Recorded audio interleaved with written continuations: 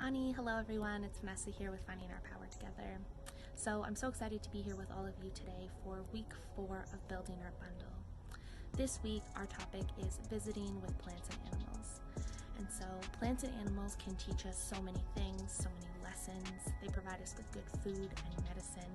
But today I really want to focus on how animals and plants can teach us about resiliency, how we can embody resiliency through them. And so I first want to start us off with a practice today that allows us to get centered, become more present in the moment, and allow us to start our journey reflecting about what resiliency is, what resiliency means to us, how we embody resiliency. So I invite you to sit or lie in a position that is comfortable and respectful to your body, and let's get started. I would like us to start by taking 3 long, slow, deep breaths.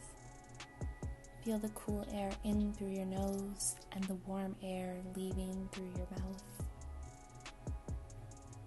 Now imagine you are sitting along the bank of a stream. Your toes are touching the flowing water and you sit with that warm sunlight on your face. Now begin to notice the water. Does the water feel cool and refreshing? Is it warm and stale? Does the water rush by you with force, or does that water move along the bank at a slow and even pace? Notice how that water flows down the stream. Are there obstacles in its way? Rocks, fallen trees, tough and winding corners? How does the water react to the obstacles in its way? Does it stop and cease to flow? Does the water flow around the rocks and the trees and winding corners with ease? Now, imagine you are the stream, ever flowing, a force and power to be reckoned with. You are steady. You are resilient. You move around and through the obstacles in your way. You push and you flow and you continue to move. You are a flexible force as you continue through the tough and winding corners. And like a stream, you overcome those obstacles in your way, you adapt, and you continue to move forward.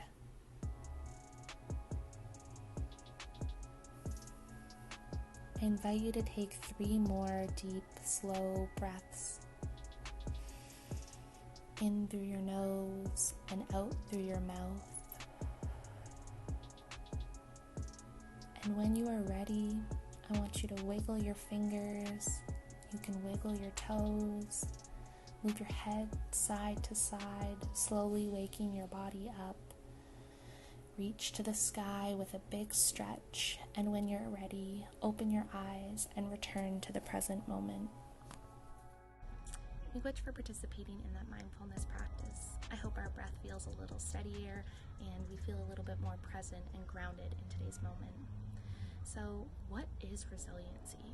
Resiliency is one's ability to withstand or recover from difficult situations.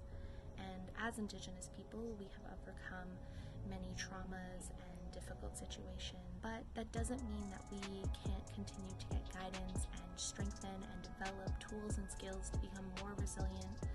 And we can do so by visiting with members of our first family, with animals and with plants. Let's talk a little bit about how we can foster resiliency. We can foster resiliency by developing skills and tools that help us handle stressful situations effectively. We can learn resiliency through identifying our individual strengths and nourishing those strengths. We can build connections with our family, with our friends, with our community, with land. We can continue to spend time reflecting on our values and how we can honor them.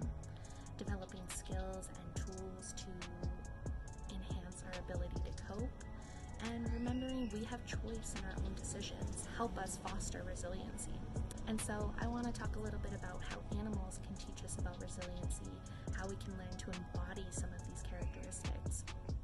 So think about salmon, that they swim upstream, they persevere through that difficult situation and get to a new location to be able to spawn and produce life and to keep that circle of life going. Thinking about bears and how they hibernate through the winter in order to rest and to survive. Or thinking about butterflies who go through this amazing, difficult transformation in order to come out into a more meaningful and fulfilling world.